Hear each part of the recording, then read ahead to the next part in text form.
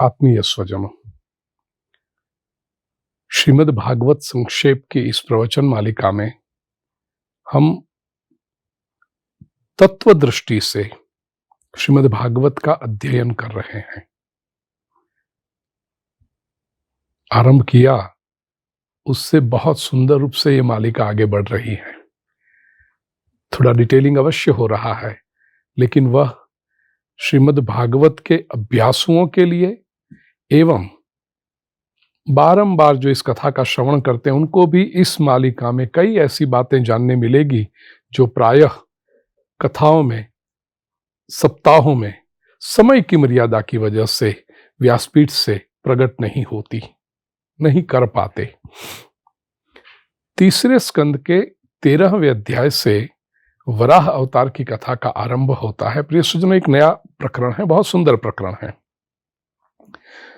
हमने देखा 5वें सत्र में, हमारा छठा सत्र है। 5वें सत्र में हमने देखा कि ब्रह्मा जी के शरीर में से ही मनु और शत्रुपा का प्रागट्य हुआ, जो आदि पुरुष और आदि माता है।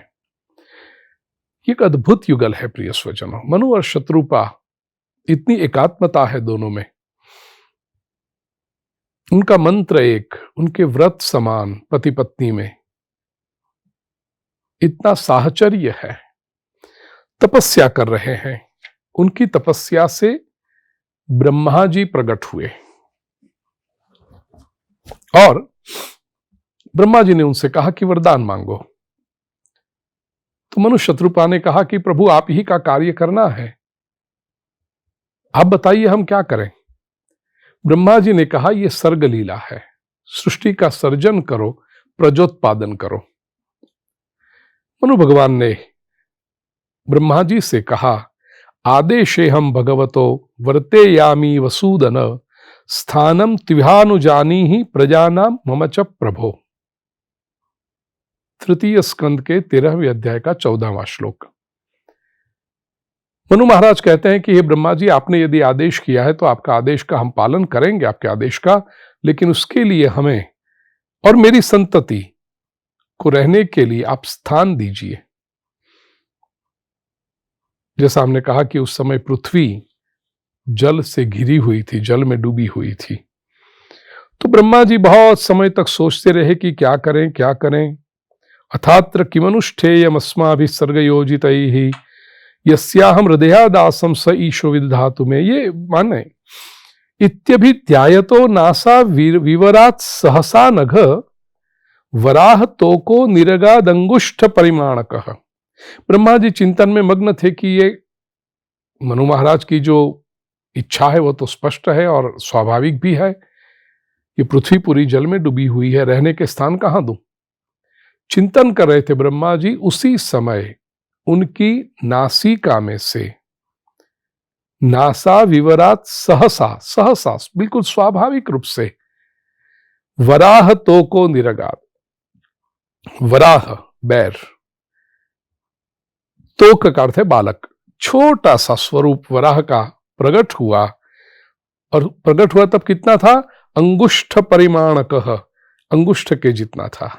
लेकिन देखते ही देखते ये हाथी के जितना बड़ा हो गया, विराट हो गया। जल में उसने प्रवेश किया और जल में डूबी हुई पृथ्वी को अपनी दाढ़ के ऊपर धारण करके वो बाहर ले आए। और बाहर लाते समय फिर वहां हिरण्याक्ष से युद्ध हुआ, तो हिरण्याक्ष को उन्होंने मारा, मुक्ति प्रदान की।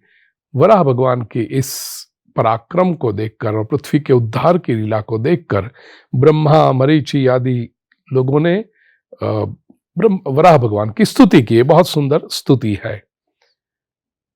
प्रिय स्वजनों, ये थोड़ा तात्विक अर्थ इसमें समझ लें। मनु और शतरूपा, बार बार मैंने कहा कि इस सृष्टि के आदि पुरुष और आदि मां है, महिला है। मनु कौन है? मननात्मक जो है वो मनु है, जो मनन करता है। ही वो कॉन्स्टेंटली कॉन्टेम्पलेट्स। और शतरूपा शब्द के अर्थ को समझिए। शत 100, रूप फॉर्म्स, जिसके 100 अर्थात कई फॉर्म्स हैं, कई रूप हैं, कई आधार हैं। यह शतरूपा का अर्थ है श्रद्धा। दूसरे अर्थों में देखें तो मनु सत्य के प्रतीक हैं, क्योंकि ये दोनों विरोधी नहीं, अलग अलग नहीं है। प्रिय स्वजनों, जो मनन करता है वही सत्य तक पहुंचता है। सत्य तक पहुंचने का श्रेष्ठ मार्ग है मनन, क्योंकि सत्य कहीं बाहर नहीं होता। सत्य जब भी प्रगटता है तो भीतर प्रगटता है, और भीतर सत्य को प्रकट करने का मार्ग है मनन, कॉन्टेम्पलेशन। याद रहे, मनु आदि पिता है और शतरूपा आदि माता है। उन्हीं से ये सारी मनुष्य सृष्टि हुई है। मनोरपत्यम मनुष्यः, मानवः मनुष्यः। मनुष्य कौन है? जो मनन करता है और मनन से सत्य को प्राप्त करता है, और जिसके पास श्रद्धा है। सत्य और श्रद्धा का समन्वय ही मनुष्य है। मनुष्य श्रद्धा का पाथेय लेकर के सत्य को प्राप्त करने का निरंतर प्रयास करता है। श्रद्धा शब्द का भी यही अर्थ है तात्विक रूप में। सत्धीयते अनया सा श्रद्धा, सत्य को धारण करने की शक्ति ही श्रद्धा है। क्योंकि जब तक हम सत्य तक पहुंचते नहीं, तब तक हमारी प्रयास को सन्निष्ठता देने के लिए, हमारे पुरुषार्थ को बल देने के लिए श्रद्धा ही तो है। एक छोटे से दृष्टांत से इस बात को समझाऊं। समझ लीजिए, आप न्यूयॉर्क से वॉशिंगटन डीसी तक ड्राइव करने निकले हैं। पहली बार निकले हैं, पहले कभी इस मार्ग पर गए नहीं। न्यूयॉर्क जब आप घर से निकले तो पहली बात, इसमें क्या हुआ, वॉशिंगटन डीसी आपके लिए सत्य है, जो आपका लक्ष्य है, गंतव्य है। अब गए नहीं है, लेकिन आप घर से निकलते हैं। क्यों? क्योंकि आपको श्रद्धा है कि वॉशिंगटन डीसी है। आपको श्रद्धा है कि मैं ये प्रवास करूंगा तो मैं अंत में वॉशिंगटन डीसी पहुंचूंगा। ये श्रद्धा यदि न होती, क्या पता वॉशिंगटन डीसी हो न हो, ये संशय होता तो आप घर से निकलते ही नहीं। क्या पता रास्ता मिले न मिले, पहुंचे न पहुंचे, वॉशिंगटन के लिए रास्ता हो न हो, क्या पता। इतने संशय यदि होते तो आप कभी यात्रा का आरंभ ही न करते। But the very fact that you have begun your journey towards Washington DC is you have faith that there is Washington DC and there is a way there, and if I put in my efforts, I will definitely get there. तो सत्य तक पहुंचने की जो ऊर्जा है वो श्रद्धा है। अब समझिए, आप न्यूयॉर्क से वॉशिंगटन डीसी कितने माइल होगा मुकुंद भाई? 200-300 माइल, 300 माइल जितना होगा।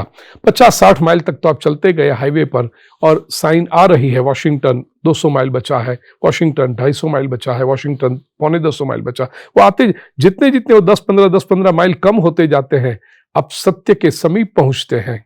आप अच्छी तरह से गाड़ी चला रहे हैं। समझ लीजिए कहीं कंस्ट्रक्शन चल रहा है, या तो कोई आपने डिटूर ले लिया किसी कारणवश गैस लेने के लिए कहीं से, और फिर गाड़ी चलाना शुरू किया। आप हाईवे पर भी आ गए, लेकिन बोर्ड नहीं आ रहे। वो जो आपको दिखता था कि Washington 200 mile, Washington 190 mile, Washington 180 mile, वो अभी दिखता नहीं है। 15-20 मिनट तो आप गाड़ी चलाओगे, फिर लगेगा ये वॉशिंगटन की साइन क्यों नहीं आ रही। आप कहीं एग्जिट लेकर के किसी गैस स्टेशन पे जाकर पूछोगे कि वॉशिंगटन डीसी का रास्ता कौन सा है, और वो गैस स्टेशन वाला कहेगा बस आप ये यहाँ से जो एग्जिट लेकर आए ना, वहीं से वही रोड पर आगे चलते जाइए, वही हाईवे वही है। हाँ, तो मैंने साइन नहीं देखी। वो कहेगा नहीं, किसी कारणवश उन लोगों ने साइन थोड़ी हटा ली है, लेकिन this is the way, I am right, yes, चल दिए। जब साइन नहीं दिख रही थी तो आप लेफ्ट लेन से हटकर राइट के लेन में आ गए, स्लो लेन में आ गए, फास्ट लेन में नहीं जा रहे हो, क्योंकि आपके मन में संशय हुआ। एग्जिट भी ले लिया आपने, लेकिन जब पूछ लिया कि अब सही है तो वापस आप एक्सेलरेटर दबा करके चलने लगोगे।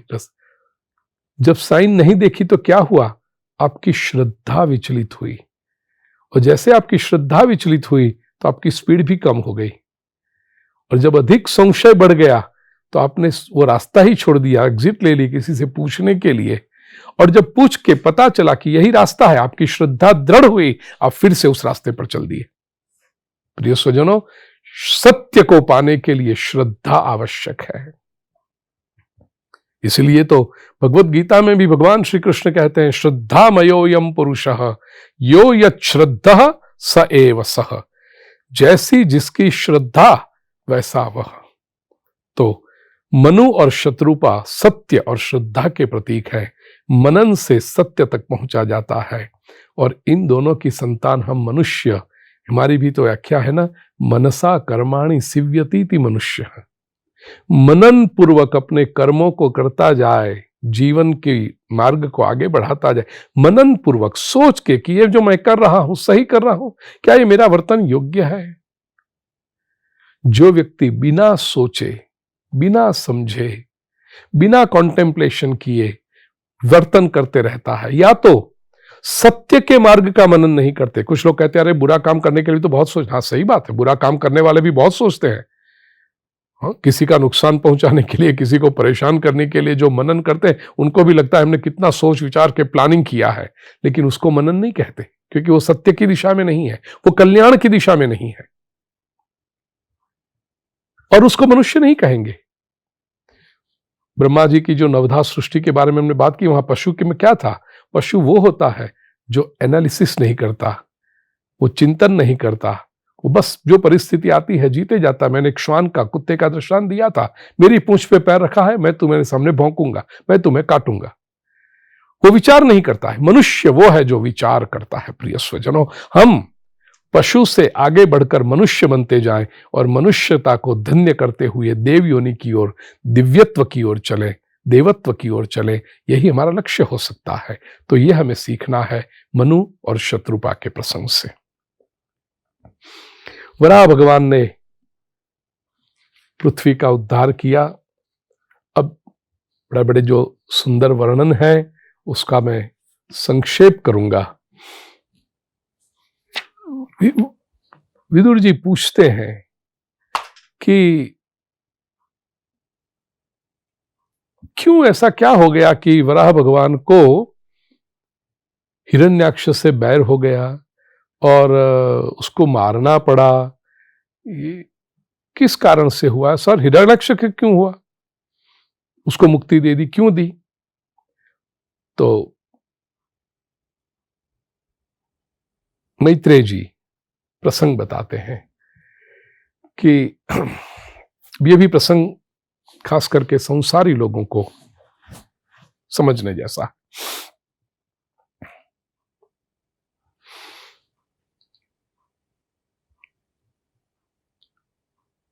दीति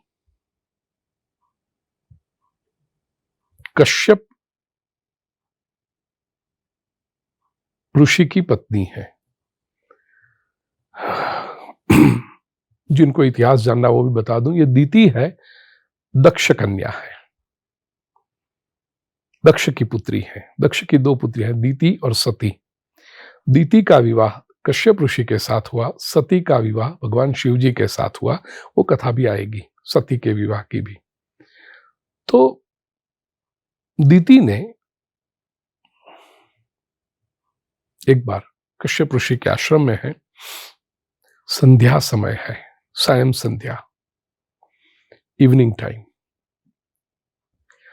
सायं संध्या ये समय होता है कि जब ब्राह्मण, ऋषि, तपस्वी सायं संध्या करते हैं, मेडिटेशन करते हैं, प्राणायाम करते हैं, गायत्री मंत्र का जप करते हैं, सूर्य नारायण को अर्घ्य देते हैं, उपासना का समय है। आपने ये भी देखा होगा, गांव में ये टीवी आया उससे पहले मैंने अपने बचपन में देखा है कि शाम का समय, सूर्यास्त का समय हो तो उस समय सत्संग करते थे लोग। शेरियों में, मोहल्ले में, परिवार के 15-50 आसपास के लोग हैं, उनमें से किसी एक बहन को पढ़ना लिखना आता होता तो वो भागवत है, रामायण है, महाभारत है, चैत्र मास हो तो औखारण है, ऐसे ऐसे ग्रंथों को लेकर के वो पठन करती थी। और अब आसपास 15, 20, 25 महिलाएं बैठी हैं जो उसका श्रवण करती थी। ये प्रति शाम, एवरी इवनिंग 1-1.5 घंटे का क्रम लोगों का रहता था। उस समय किटी पार्टियां नहीं होती थी, क्लब नहीं होती थी, शॉपिंग का इतना बड़ा दबाव नहीं रहता था, लोगों के ऊपर स्ट्रेस नहीं रहता था कि ट्रेंड में रहना है। और खैर मजाक छोड़ो, तो इस संध्या समय जो है सत्संग का समय है, मन को शांत और पवित्र बनाने का समय है। कश्यप ऋषि यज्ञशाला में बैठ करके संध्या कर रहे थे। उस समय उनकी पत्नी दीति कामवश हुई है। दीतिर दाक्षायणी क्षत्तर मारीचम कश्यपम पतिम अपत्य कामाचकमे संध्यायाम रुच्छयार्दिता। पति के पास गई, कामना प्रकट की है कि संतान की इच्छा है मुझे, इसी समय आप ये इच्छा को पूरी करें। दीति ने जब ये कहा कि एषमाम त्वत्कृते विद्वन काम आत्तशरासनः, काम बाणों से मुझे बिंध रहा है, दुनोति दीनाम विक्रम्य रंभामिव मतंगज, मर्यादा से मुझे बात करनी है, तो कामना प्रकट की। कश्यप ऋषि ने कहा, देवी एषा घोरतमा वेला घोराणाम घोर दर्शना चरंती यस्याम भूतानि भूतेशानुचराणिहा। इसलिए मुहूर्तम प्रतिपाल, एक मुहूर्त के लिए, थोड़े समय के लिए आप रुक जाओ। गृहस्थाश्रम का हमने स्वीकार किया, इसलिए तुम्हारी इच्छा पूरी करना ये पति के रूप में मेरा कर्तव्य है। मैं ना नहीं कह रहा तुम्हें, I am just telling you to wait, थोड़ी प्रतीक्षा करो, ये संध्या समय बीत जाए। ऐशा घोरतमा वेला, ये भयंकर समय है, इसमें चरंती यस्याम भूतानि, सीधा ट्रांसलेशन करेंगे तो भूत प्रेत ये सब, लेकिन साइंटिफिक है ये बात मैं कह रहा हूं। मैंने कई डॉक्टर्स से, कई इस क्षेत्र के निष्णातों से मैंने बात की है ये जानने के लिए, और जो मुझे पता चला है ये मैं आपको बहुत मर्यादा के साथ प्रिय स्वजनों में आपसे कहूंगा। इवनिंग टाइम है, संध्या समय जब सूर्यास्त हो रहा है, उस समय थोड़ा संभाल लेने वाला होता है, क्योंकि इस समय नेगेटिव एनर्जी ज्यादा एक्टिव हो जाती है। अपने छोटे से दृष्टांत से मैं आपको बताऊं, शहरों में रहने वाले लोग हैं, मुंबई, अहमदाबाद, कलकत्ता, मद्रास जैसे शहरों में जो रहते हैं, दिल्ली जैसे फ्लैट सिस्टम में जो रहते हैं, शाम के समय वे अपने घर की खिड़कियां बंद करने लगते हैं, मॉस्किटो नेट लगाने लगते हैं। दिन में खिड़कियां खुली रखी होंगी, क्यों? ये सनसेट हुआ ना, घर में मच्छर आ जाते हैं। कभी आपने सोचा प्रिय स्वजनों, 24 घंटे में से वो आधा पौना घंटा, 1 घंटा ही क्यों मच्छर आते हैं? Because that is the time which encourages such microbes, viruses, insects and negative energies to enter your home. इसलिए ये शाम के समय में कोई ऐसा कार्य न करें जिससे हम पर या हमारी आने वाली पीढ़ियों पर उसका बुरा प्रभाव पड़े। शाम के समय घर के वातावरण को पवित्र रखें। इसीलिए हमारे शास्त्रकारों ने संध्या दीप का महत्व बताया था कि शाम के समय घर में दिया जलाना चाहिए। शुद्ध घी का दिया जब जलता है तो उससे जो, ये सारी बातें मैं रिसर्च बेस कह रहा हूं प्रिय स्वजनों, इतना संशोधन हुआ है इस क्षेत्र में और परदेश की यूनिवर्सिटी में हुआ है। ये एक तरह से मैं देखूं तो दुख की बात लगती है, लेकिन दूसरे तरफ से आनंद की बात लगती है, क्योंकि हमारे ऋषियों ने तो ये सिद्धांत सब रखे, लेकिन भारत के लोग इसके प्रति उदासीन हो गए, उनको छोड़ दिया इस भव्य संपत्ति को, इस भव्य परंपरा को। लेकिन पश्चिम की यूनिवर्सिटीज में इन्होंने प्रयोग करके सब बातें सिद्ध की है। और अब जमाना भी ऐसा है कि वेस्टर्न यूनिवर्सिटी के रिसर्च की बात करो तो भारत के जो बुद्धिमान वर्ग अपने आप को कहलाते हैं वो इसको जल्दी से स्वीकार करते हैं।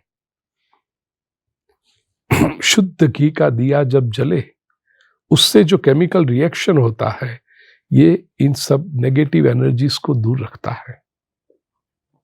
शाम के समय घर में अग्निहोत्र होता हो, वेद लक्षणा भारतीय गायों के उपले से, गोबर से बने हुए उपले, उससे आहुति दी जाए, उसमें शुद्ध घी की आहुति दी जाए, ऐसी जो औषधियां हमारे कर्मकांड में बताई हैं औषधियों की आहुति दी, तो घर का वातावरण पवित्र रहता है। प्रिय स्वजनों, आज के युग में भी 21वीं सदी के ये तीसरे दशक में भी ऐसे संस्कारी परिवार हैं जो शाम के समय ये सब करके अपने घर का वातावरण सात्विक एवं पवित्र रखते हैं। आप भी प्रयोग करके देखिएगा।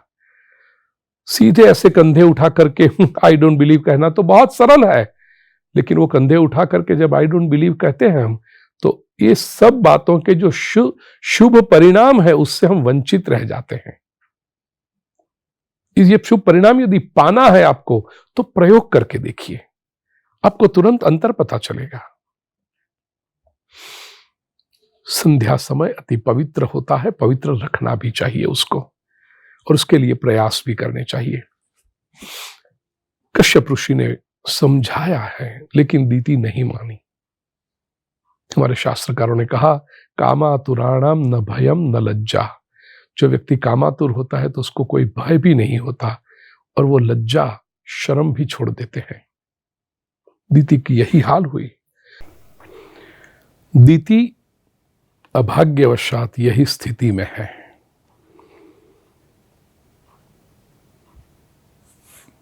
मैत्रेय जी बहुत संकोच के साथ वर्णन करते हैं। सैवं संविदिते भर्त्रा मन्मथोन्मथितेन्द्रिया जग्राह वासो ब्रह्मर्षिर वृषलीव गतत्रपा। तृतीय स्कंद के 14वें अध्याय का 29वां श्लोक मैत्रेय जी कहते हैं, मन्मथोन्मथितेन्द्रिया, ये दीति के लिए कहा। दो विशेषण प्रयोग किए हैं। एक है ये मन्मथोन्मथितेन्द्रिया, मनमथ ने जिनकी इंद्रियों का मंथन कर डाला है, one whose senses are not in her own control, ऐसी दीति। और उसके लिए दूसरा शब्द प्रयोग किया मैत्रेय जी ने, गतत्रपा, जिसने लज्जा छोड़ दी है, शेमलेस बन गई है। क्या किया उसने? जग्राह वासो ब्रह्मर्षे, जहां पर कश्यप ऋषि संध्या कर रहे हैं वहां जाकर के उनके वस्त्र को खींचा है। कश्यप ऋषि ने सोचा अब इसको रोका नहीं जा सकता, यूं भी ये जो पास में आकर के जो प्रवृत्ति कर रही है, ऐसे भी मेरा चित्त एकाग्र तो नहीं हो पाएगा संध्या में। आचमन करके वहां से उठे, पास की पर्णकुटी में जाकर के दीति की इच्छा को परिपूर्ण किया। इच्छा जब परिपूर्ण हुई, ये काम क्या होता है, वो सोडा वाटर के फोर्स के जैसा होता है, जिससे बॉटल खोलो तो एकदम फू करके बाहर आता है, लेकिन फिर बैठ भी जाता है। तो जो उद्वेग शांत हुआ, दीति संस्कारी तो है, ऐसे कोई वो बुरी स्त्री तो थी नहीं। तो जब कामना शांत हुई, फिर दीति को ये पूरी घटना फ्लैशबैक हुई, मुझको उसके मन में आई, तो उसने सोचा मैं क्या कर बैठी है। मेरे पतिदेव इतने संस्कारी, इतने धार्मिक,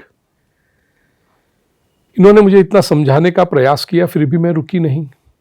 थोड़ी क्षण के लिए रुक जाती तो क्या बिगड़ जाता था।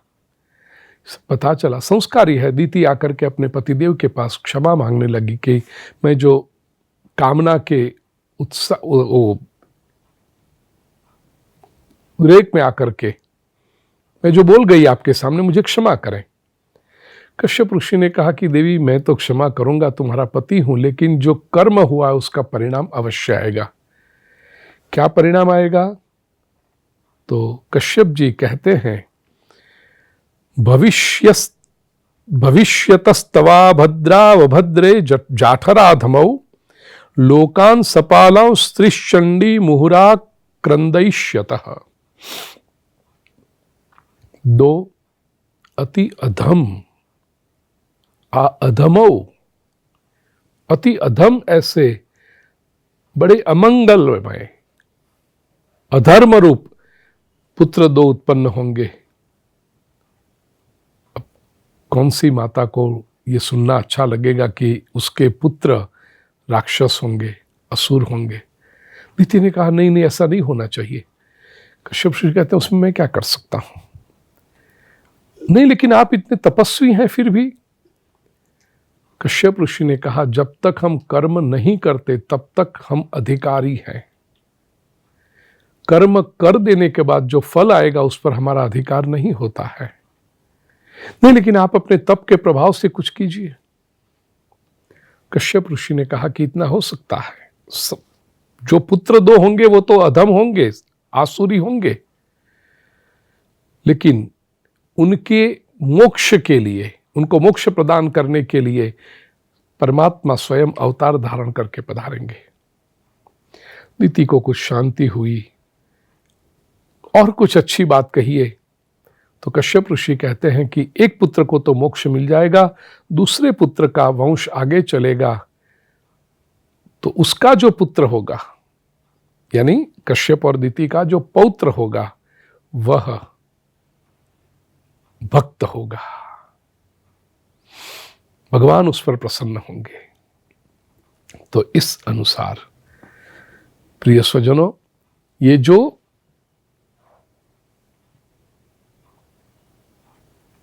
दो पुत्र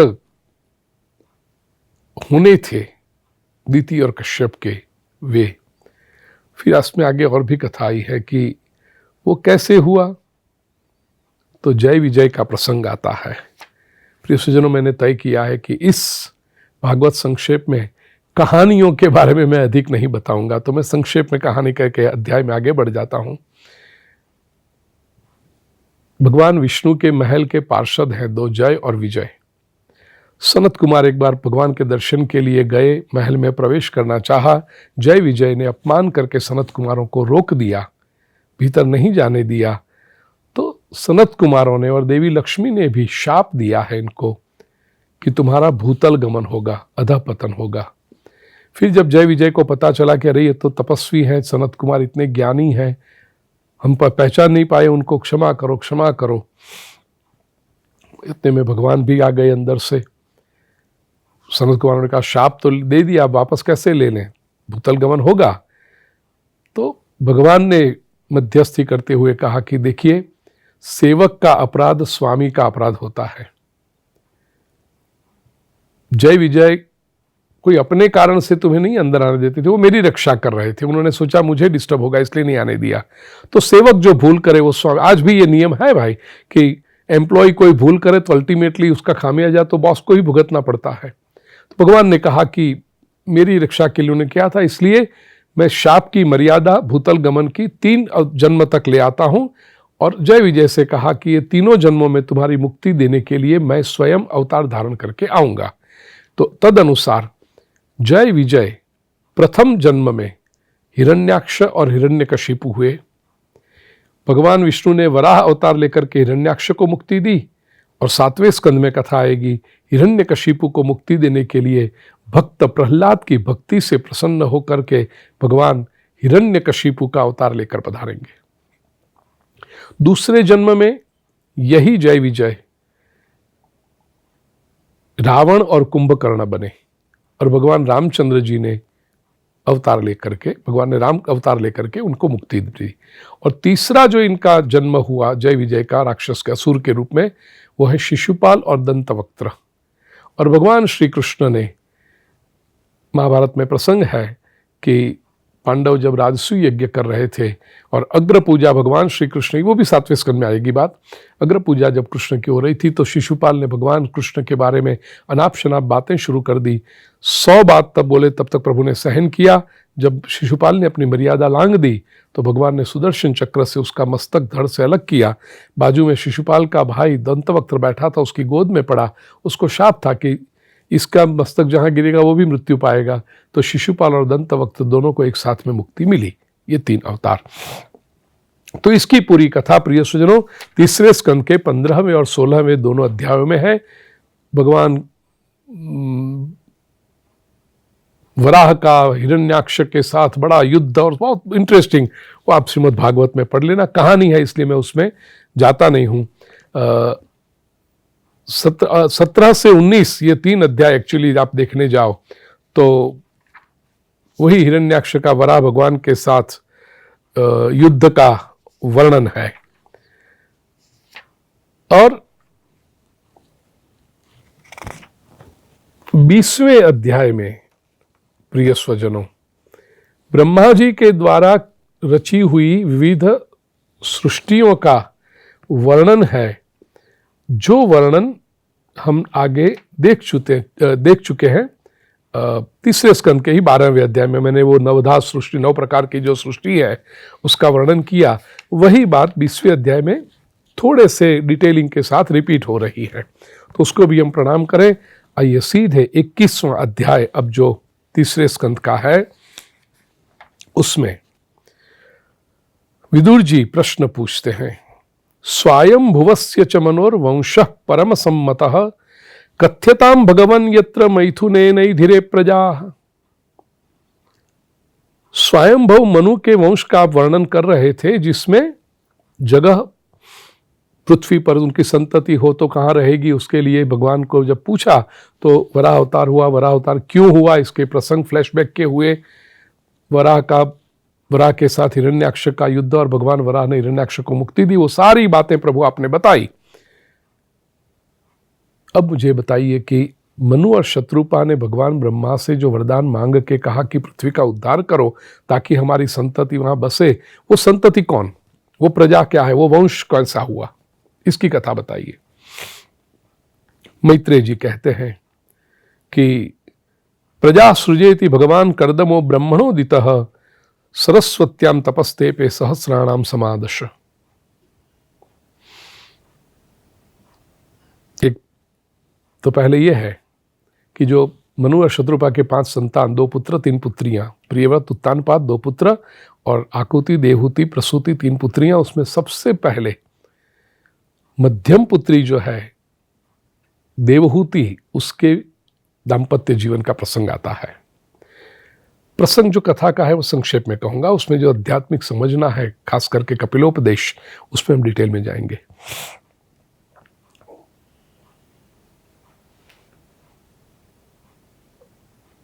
कर्दम ऋषि थे,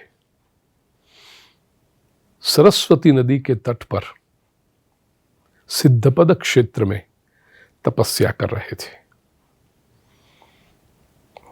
भगवान प्रसन्न हुए, वरदान मांगो। अब ये तो सर्ग लीला है, तो भगवान सभी से यही कह रहे हैं कि सृष्टि का विस्तार करो, प्रजोत्पादन करो। कर्दम ऋषि कहते हैं उसके लिए तो मैं मानव देह लेकर आया नहीं हूं, मेरा तो लक्ष्य बहुत ऊंचा है, मुझे तो ब्रह्म पद की प्राप्ति करनी है, परमात्मा को पाना है। लेकिन प्रभु आप कहते हैं तो ऐसी कोई कन्या भी तो होनी चाहिए जो मेरे लक्ष्य को समझ सके। नहीं तो संसार में पाया जाता है ना, या तो पुरुष या तो स्त्री, एक के लक्ष्य बहुत ऊंचे हो लेकिन स्पाउस ऐसा मिल जाए कि लगता है कि फंसे पड़ गए। तो मेरी जो अर्धांगिनी हो वो भी ऐसी कहाँ। भगवान ने कहा वो भी चिंता आप मत करो, आपके बिल्कुल स्वभाव को समझ सके ऐसी एक आदर्श कन्या है। कर्दम जी कहते हैं मैं कहाँ ढूंढने जाऊं, चिंता मत करो, मनु और शत्रुपा अपनी पुत्री देवहूति को लेकर के आपके पास आएंगे। देवहूति आपके लिए आदर्श कन्या है, आप उसका स्वीकार कर लेना। प्रिय स्वजनों, मनु और शत्रुपा देवहूति को लेकर के आए हैं कर्दम ऋषि के आश्रम पे। ये देखिए कहानी है, मैंने बहुत संक्षेप में कह दी, इसलिए तीसरे स्कंद का पूरा 21वां अध्याय हो गया, 22वें अध्याय पे हम आए हैं।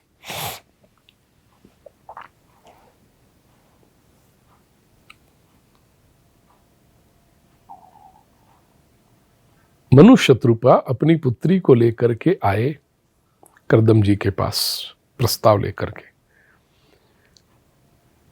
प्रसंग बड़ा सुंदर है, लेकिन कहानी मुझे कहनी नहीं है, इसलिए आप पूज्य श्री भाई यूट्यूब चैनल पर पहले की जो कथाएं उसमें डिटेल में देख लेना। खास करके जो गुजराती लोग हैं उनके लिए मैं कहूँ, डाकोर की कथा जो सुबह शाम 2 समय हुई थी बहुत डिटेल में, उसमें मैंने ये प्रसंग बहुत डिटेल में वर्णन किया है।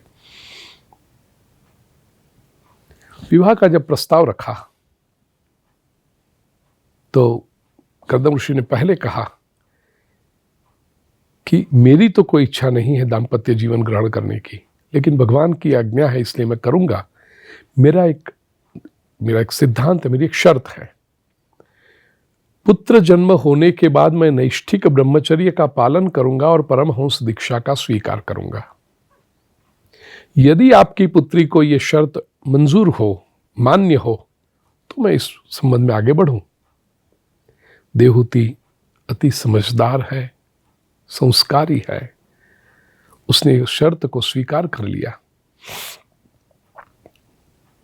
कर्दम और देवहूति का विवाह हुआ है, ब्राह्म विवाह पद्धति से हुआ है, ब्राह्म विधि से। प्रिय सुजन, ये थोड़े आज के युग के लिए आवश्यक है, इसलिए मैं बता दूं। भारतीय संस्कृति में स्पष्ट रूप से कहूं तो मनुस्मृति में, और स्मृति क्या है, सोशल कोड्स, कैसे जीवन जीना चाहिए आदर्श रूप से उसके जो नियम बताए गए हैं वो है। जैसे आज मैरिज एक्ट है, विवाह का कानून, ऐसे उस समय में भी मनुस्मृति में ये विवाह प्रकरण है पूरा, और उसमें एक पद्धति बताई कि कितने प्रकार के विवाह होते हैं। मनुस्मृति में 8 प्रकार के विवाह बताए हैं। नाम बता दूं मैं आपको। ब्राह्म विवाह जो श्रेष्ठ माना गया है, देव विवाह, आर्ष विवाह, प्राजापत्य विवाह, आसुर विवाह, गांधर्व विवाह, राक्षस विवाह और पैशाच विवाह। सभी में अंतर है।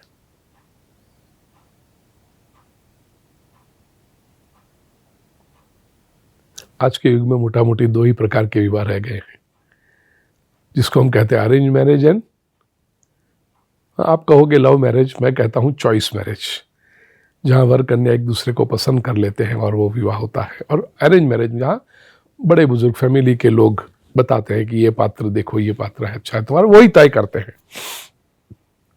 और लेकिन हमारे संस्कृति में 8 विवाह है। इसमें ब्राह्म विवाह को श्रेष्ठ माना गया है। मेरे मन में विचार आ रहा है, मैं कह दूं आपको। आप ये अंतिम जो नाम सुने ना, गांधर्व विवाह, राक्षस विवाह, पैशाच विवाह, उसे डरना मत। It was just the types of marriages. आज जिसको हम चॉइस मैरिज कहते हैं, लव मैरिज कहते हैं, वो प्राचीन समय में गांधर्व विवाह था। जैसे दुष्यंत और शकुंतला का गांधर्व विवाह है। कोई बड़े बीच में आए ही नहीं, दोनों ने एक दूसरे को देखा, परस्पर आकर्षण हुआ, संबंध भी बांधा, दुष्यंत का जन्म भी हुआ, और तब जाकर के राजा के भरत का जन्म हुआ, और तब जाकर के शकुंतला जब भरत को लेकर गई है, तब गर्भावस्था में लेकर गई है, वहां गर्भावस्था से तब जाकर के दुष्यंत ने स्वीकार किया। तो ये गांधर्व विवाह है। युवक युवती एक दूसरे को देख लें, आकर्षण हो जाए और परस्पर सम्मति से जीवन आगे बढ़े, संबंध आगे बढ़े। राक्षस विवाह क्या है? कन्या का विवाह अन्यत्र तय हुआ हो, लेकिन कन्या को आकर्षण किसी और युवक से है, और उस समय कन्या का विवाह जहां अन्यत्र हो रहा है, तब जाकर के कन्या को उठा कर ले जाना, उसके हरण करना कहते हैं। कन्या का हरण करना करके ले जाना, उसे कहते हैं राक्षस विवाह। श्रीमद् भागवत में दशम स्कंद में आएगी बात। भगवान श्री कृष्ण ने रुक्मिणी का हरण किया है, तो वहां रुक्मिणी जो पत्र लिखती है श्री कृष्ण को, उसमें कहती है माम राक्षसेन विधिनोद वह वीर्य शुल्काम। मुझे राक्षस विधि से आप उठा के ले जाइए। क्यों? क्योंकि मेरे मन के विरुद्ध मेरा विवाह कहीं अन्यत्र करा रहा है मेरा भाई रुक्मी। प्रभु आप मुझे। और ऐसे भगवान कृष्ण वहां जब रुक्मिणी कुलदेवी के दर्शन के लिए आई, वहां से प्रभु उसको रुक्मिणी जी को उठा कर ले गए हैं। राक्षस विधि। और पैशाच विधि कौन सी है? कन्या सो रही हो, उसकी इच्छा है नहीं है वो देखे बिना, या तो सोती हुई कन्या को या तो उसको बेहोश करके उठा कर ले जाना, इसको पैशाच विवाह कहा है। खैर, अधिकतर जो विवाह होते हैं वो आर्ष विवाह होते हैं।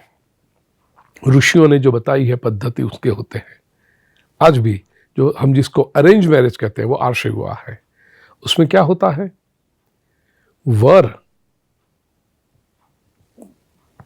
वर यात्रा लेकर के, बारात लेकर के कन्या के पिता के वहां जाता है और विधि पूर्वक कन्यादान का स्वीकार करके वो ले आता है कन्या को अपनी पत्नी बना करके घर पे।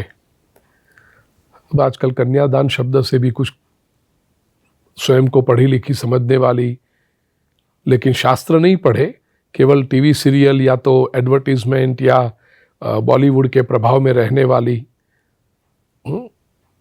सो कॉल सेक्युलरिस्ट या तो वामपंथियों के विचार में डूबने वाली ऐसी कन्या कहते हैं कन्यादान नहीं, मेरे विवाह में कन्यादान नहीं होगा। क्यों? मैं कोई दान में जाने जैसी चीज हूं? उसको कन्यादान शब्द से विरोध हो गया अभी। अब इसको क्या पता, क्योंकि वो इतना ही समझते कन्यादान तो दान में क्या दिया जाता है, जो उसने देखा है दिया जाता है, जो बेकार चीजें, एक्स्ट्रा चीजें, अनुपयोगी चीजें। घर में सबने भोजन कर लिया, फिर 4 रोटियां बढ़ी हैं तो बची हैं, तो वो 4 रोटियां दे दो दान में, जो किसी काम की नहीं है। या कहीं से कोई ड्रेस आया, कहीं से कोई बर्तन आया जो घर में किसी काम का नहीं है, जो किसी को पसंद नहीं है कलर ड्रेस का, दे दो दान में। तो हमने यही देखा जी कि जो अनुपयोगी है, जो किसी को नहीं चाहिए, वो दान में दिया जाता है। तो कन्या सोचती कि मैं भी दान में देने जैसी चीज हूं। ये दान शब्द का अर्थ ही नहीं समझी, और उसमें कन्यादान शब्द का भी अर्थ नहीं समझी। शास्त्रोक्त विधि देखो, पारस्कर गुह्य सूत्र में जो कन्यादान के विविध बताए थे, उसमें दशपूर्वान दशापरान मान च एकविंशति, 10 पहले की जनरेशंस, कन्या का पिता जो दान कर रहा है उसको स्वयं, और 10 आने वाली जनरेशन को मुक्ति देने वाली एक कन्यादान है की विधि है। और दूसरी बात कहूं, बहुत सिंपल शब्दों में संक्षेप में कहना है, कन्यादान शब्द से यदि बुरा मानना हो, अपमान लगना हो, तो वर को लगना चाहिए, क्योंकि वो दान लेने के लिए आता है।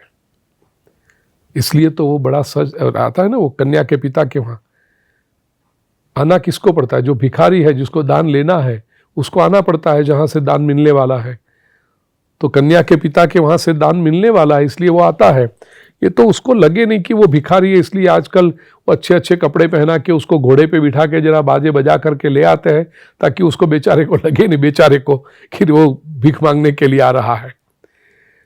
कन्या को दान के उसमें कोई क्षोभ नहीं होना चाहिए। क्यों? आप देखिए विधि में भी वर का हाथ नीचे रहता है, और कन्यादान का संकल्प जब हो जाए तो कन्या के माता पिता कन्या का हाथ वर के हाथ के ऊपर रखते हैं। जो दान देता है उसका हाथ हमेशा ऊपर होता है, जो दान लेता है उसका हाथ नीचे ही होता है। तो कन्यादान से कन्या को कोई क्षोभ ना हो, कन्या को कोई इंसल्ट फीलिंग नहीं होनी चाहिए। वर को होनी हो तो वो समझे। कन्यादान एक बहुत पुण्यमय कार्य है।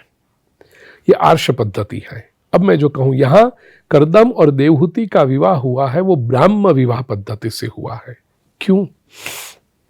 और उसको श्रेष्ठ माना है ब्राह्म विवाह को। क्यों?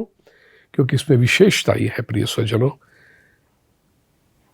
अन्यत्र सभी विवाहों में वर कन्या को लेने के लिए जाता है जहां पर कन्या है।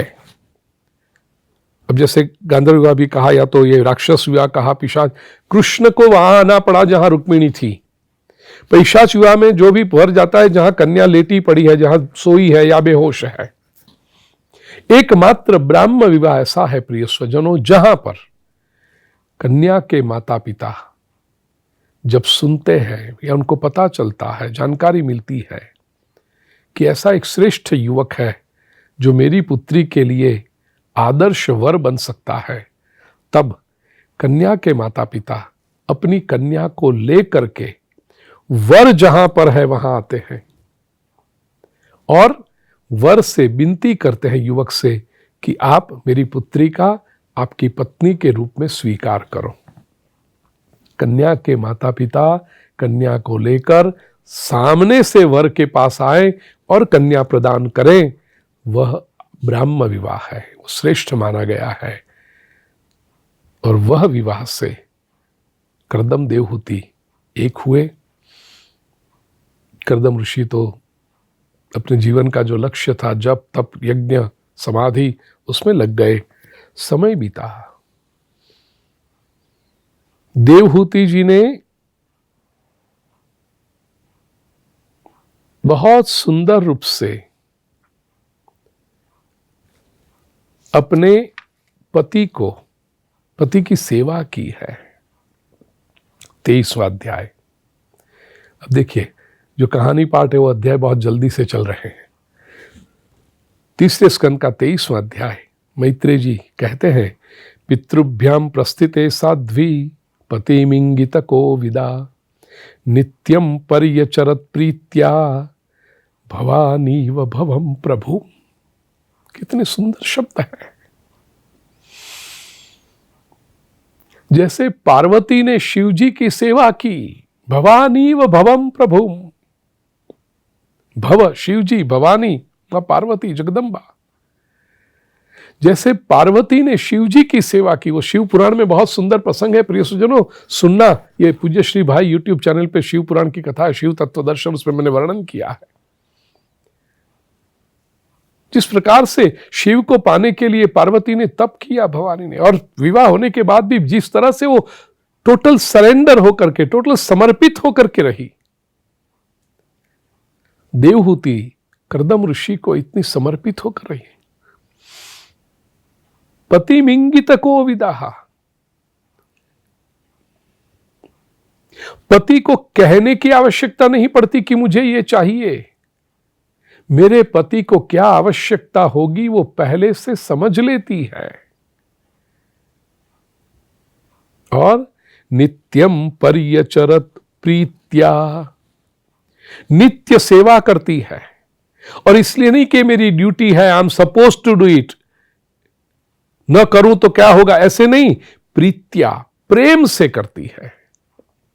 देखिए, विवाह होते हैं तो अधिकतर महिलाएं काम तो करती हैं, घर का, पति का, सबका, लेकिन प्रीत्या, वो करते हुए प्रसन्नता होनी चाहिए। क्या हुआ, विवाह कर दिया है, अब पैरों में जंजीर पड़ गई है, घर में है तो ड्यूटी है, नहीं करूंगी तो घर के लोग क्या कहेंगे, सास ससुर क्या कहेंगे, समाज के लोग क्या कहेंगे, मेरे माता पिता क्या कहेंगे, उससे करना पड़े, वो बोझ समझकर उसमें आनंद नहीं है। और पति कहे उससे पहले उसकी इच्छा को समझ जाए। आजकल तो ऐसा है, कहो तो भी नहीं होता। और मुझे बताओ, मुझे कैसे पता चले, I am not a face reader, I am not a mind reader, you need to tell me clearly. सब नहीं। जब प्रिय स्वजनों प्रेम होता है ना, तो पता चल ही जाता है कि मेरे पति को क्या, मेरे प्रिय पात्र को क्या चाहिए। विश्रम्भेण आत्मशौचेन गौरवेण दमेन च शुश्रूषया सौहृदेन वाचा मधुरया च भोः।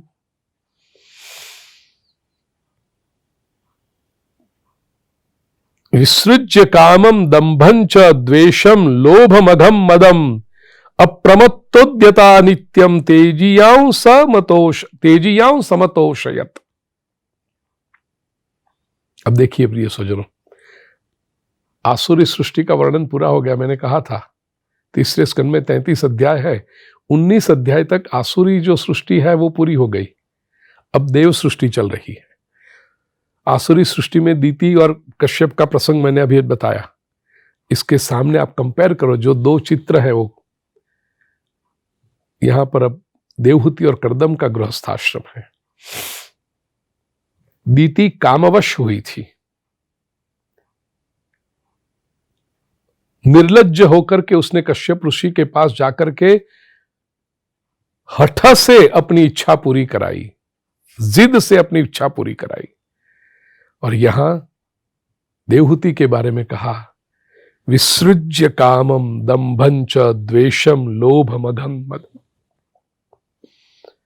काम वासना को, दंभ को, द्वेष को, पाप को और मद, मैं कुछ हूं, मैं सुंदर हूं, मैं ऐसे माता पिता की बेटी हूं, मुझे तो बहुत सब पता चलता है, मैं पढ़ी लिखी हूं, ये सारे मद को, अहंकार को छोड़कर अत्यंत सावधानी और लगन के साथ विश्रम्भेणात्म शौचेन, विश्रम्भ विश्वास के साथ।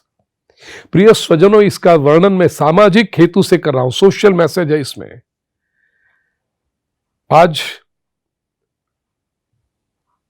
मैरिड लाइफ में एक स्ट्रॉन्ग टुगेदरनेस, बॉन्ड बनना ये मुश्किल सा नजर आ रहा है। क्यों? क्योंकि ये सारे गुण हम भूल गए। विश्वास होना चाहिए पति पत्नी को परस्पर एक दूसरे में, लेकिन विशेष रूप से क्योंकि शास्त्रों में भी लिखा है, मॉडर्न साइंस भी, मॉडर्न साइकोलॉजी भी कहती है कि स्त्री के स्वभाव में संशय वृत्ति अधिक होती है। और उसके पीछे कारण भी है, मैं किसी का दोष नहीं बता रहा, I am not criticising it. स्त्री स्वभाव से रक्षण चाहती है। She wants to feel protected. She is extra cautious. तो वहां पर जहां भी उसको भय लगे, जहां भी उसको डाउट लगे, वह जहां पर उसके प्रोटेक्शन की भावना चली जाती है, शी फील्स इनसिक्योर, और इनसिक्योरिटी में से संशय उसका आते जाता है, या संशय के कारण उसकी इनसिक्योरिटी बढ़ती है। स्त्री स्वयं तो संबंध को वफादार होती है, लेकिन वो इतनी वफादार है कि उसको लगता है कि सामने वाला रेसिप्रोकेट कर रहा है कि नहीं। इसलिए अधिकतर संबंधों में आप देखना, most man are always under radar.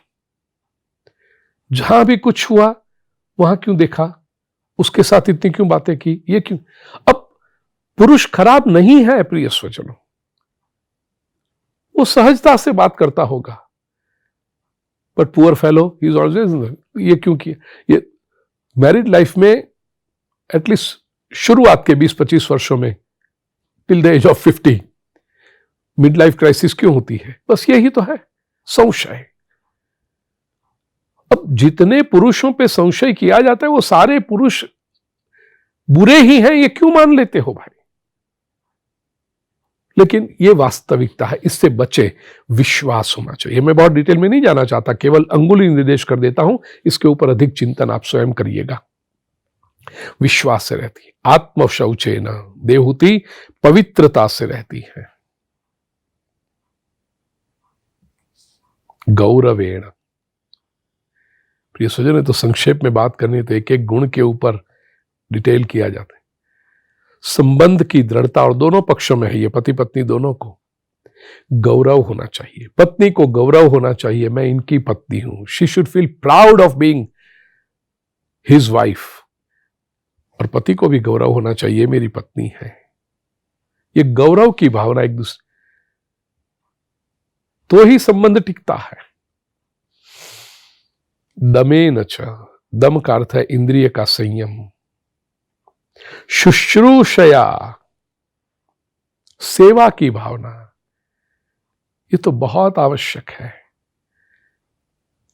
मैं क्या करूं मेरे पति को सुखी और प्रसन्न करने के लिए, उसकी क्या इच्छा होगी, ये सेवा भावना होनी चाहिए। और सौहृदेन, सौहृद, this should be best of the friend, सुहृदता, प्रेम होना चाहिए। पत्नी को लगना चाहिए मेरा पति मेरा, he is my best friend, और पति को लगना चाहिए मेरी पत्नी she is my best friend. होता क्या है, पति पत्नी कुछ भी समस्या हो जाए तो they go to their friends. Husband जाके क्लब में अपने मित्रों से बात करता है कि पत्नी ये प्रॉब्लम कर रही है, और पत्नी जाके अपनी सहेलियों से बात करती है कि मेरा हस्बैंड ये कर रहा है। क्यों दूसरों के सामने जाके तुम्हें अपनी वेदना व्यक्त करनी पड़ती है? Why can't you be both friends and best friends to each other? सौहृद, प्रेम। और उससे भी महत्वपूर्ण बात कही, वाचा मधुरया चभो, मधुर वाणी, मधुर भाषा। वैवाहिक जीवन में प्रसन्नता के लिए हमेशा याद रखें, वाणी मधुर रखें दोनों एक दूसरे के। विवाह से पहले तो बहुत मीठी मीठी बातें करते हैं एक दूसरे के प्रति, और विवाह के 2 साल 5 साल होने के बाद भाषा ऐसी कटु होने लगती है, they both take each other for granted.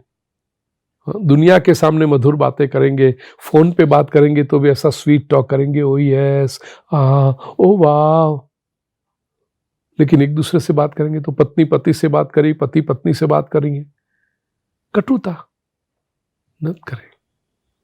Never take each other for granted. वो एक रिस्पेक्ट, जैसा कहा ना, गौरव, वो बना रहना चाहिए। भाषा मधुर हो, और भाषा मधुर तभी होगी जब एक दूसरे के प्रति रिस्पेक्ट होगा। रिस्पेक्ट खोया कि सबसे पहला परिणाम भाषा के ऊपर आता है। आप देखो, किसी के प्रति आप जब मान खो देते हैं, उसका अपमान करना चाहते हैं, तो उस वक्त भाषा कड़वी होके ही आएगी, कटु भाषा ही आएगी। और जब किसी से प्रेम करना चाहते हैं, उसका आदर करना चाहते हैं, तो भाषा अपने आप मधुर हो जाती है। पति पत्नी के संबंध में विशेष करके पति से बात करते समय पत्नी की भाषा अत्यंत मधुर होनी चाहिए। इस तरह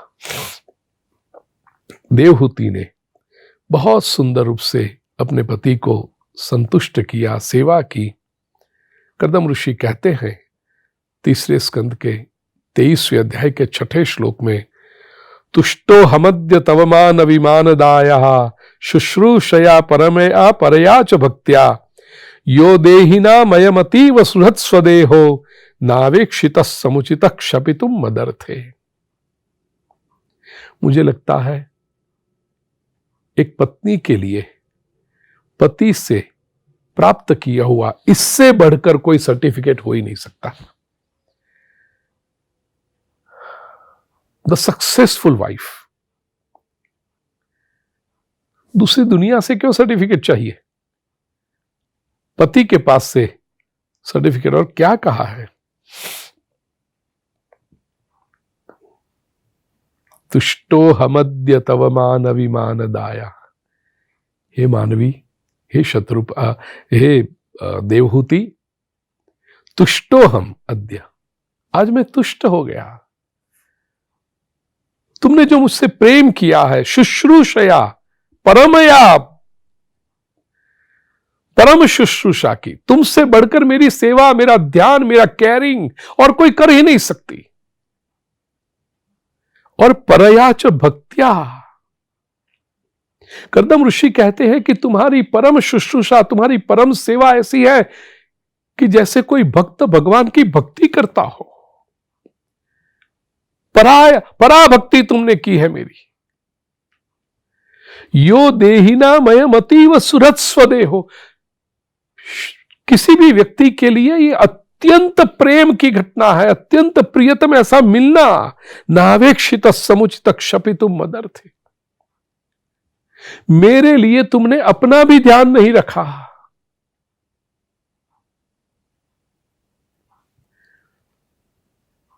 हे देवहूति, तुम मेरा इतना ध्यान रखती हो, तुम अपना ध्यान नहीं रखती। बोलिए कितना सुंदर सर्टिफिकेट। कोई भी स्त्री अपने पति के पास से ये शब्द सुनेगी, कितनी धन्यता का अनुभव करेगी। और कर्दम ऋषि कहते हैं, मानो कहने का उनका भावार्थ यह है कि देवहूति तुमने मेरे लिए इतना किया, अब मुझे लगता है कि मैं तुम्हारे लिए कुछ नहीं कर पाया। तुमने मेरी बिना कहे सारी इच्छाएं पूरी कर दी, और मैंने तो कभी तुमसे पूछा भी नहीं कि तुम्हारी कोई इच्छा भी है या नहीं। आज पूछता हूं, देवहूति बताओ, कोई इच्छा है तुम्हारी जो मैं पूरी कर सकता हूं?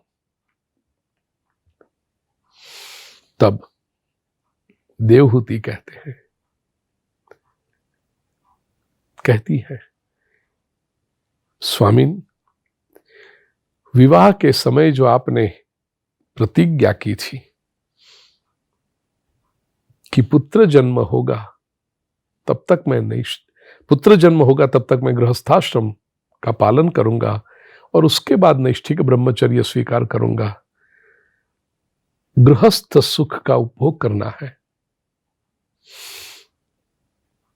इसलिए नहीं कि मेरी कामेच्छा है, लेकिन इसलिए कि आपकी प्रतिज्ञा पूरी हो, पुत्र जन्म हो जाए, आप नैष्ठिक ब्रह्मचर्य का पालन, क्योंकि गृहस्थाश्रम स्वीकार किया है तो उपनिषद के ऋषियों का आदेश है, प्रजातंतु मावच्छेदसी।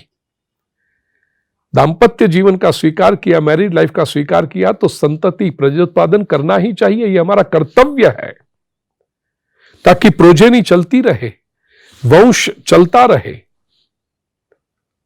तो ये एक बार हो जाए, आपका कर्तव्य पूरा हो जाए गृहस्थाश्रमी के रूप में, तो आप अपने तपश्चर्या के लिए, आपके जीवन का जो लक्ष्य है ब्रह्म पद की प्राप्ति, उसके लिए आप आगे बढ़ सको। और प्रत्येक स्त्री को मातृत्व में अपनी पूर्णता का अनुभव होता है, इसलिए मैं भी चाहती हूं कि संतान हो। कर्दम ऋषि कहते हैं, अवश्य प्रियाया प्रियमन्विच्छन् कर्दमो योगमास्थितः। मैत्रेय ऋषि वर्णन करते हैं, विमानं कामगम क्षत्तत् तर्ह्ये वा विरचीकरत्। अपनी प्रियतमा पत्नी देवहूति की इच्छा परिपूर्ण करने के लिए कर्दम ऋषि ने एक दिव्य विमान की रचना की है। इतने बरसों से पति की सेवा करते हुए देवहूति ने अपना ध्यान नहीं रखा था, उनकी काया कृश हो गई थी। कर्दम ऋषि ने कहा, देवहूति देवी, बिंदु सरोवर में स्नान करो। देवहूति जैसे ही स्नान करने प्रवेश करती हैं, चारों तरफ से दासियां सखियां आ गई। बिंदु सरोवर में स्नान करते हुए देवहूति जी को षोडशी 16 वर्ष की सुंदर कन्या जैसा रूप प्राप्त हुआ। सखियों ने, दासियों ने सुंदर वस्त्र अलंकार परिधान कराए। मीनवाइल कर्दम ऋषि ने एक दिव्य विमान की रचना की है। प्रिय स्वजनों, कहानी तो मुझे कहनी नहीं है, लेकिन श्रीमद् भागवत के 3 स्कंद के 23वां अध्याय आप जरा पढ़ना। वो दिव्य विमान की जो वर्णन किया है, ऐसा विमान आधुनिक युग में भी अभी तक नहीं बना है कि विमान में उद्यान थे, विमान में सरोवर थे, विमान में बहुत सुंदर सब बातें थी, सुविधाएं थी। दिव्य विमान विहार हुआ है। आज का समय हुआ, मुझे लगता है कर्दम और देवहूति जी ने बहुत तपश्चर्या की है, बहुत साधना की है, तो अब उनका दिव्य विमान विहार भी चलने दें। अगले सत्र में आकर के फिर हम उनको संतान प्राप्ति और बड़ा महत्वपूर्ण प्रकरण कपिलोपदेश, उसके बारे में हम अगले सत्र में चिंतन करेंगे। आज के लिए इतना ही। कृष्णाय वासुदेवाय हरये परमात्मने प्रणतक्लेशनाशाय गोविंदाय नमो नमः। ओम शांति शांति शांति।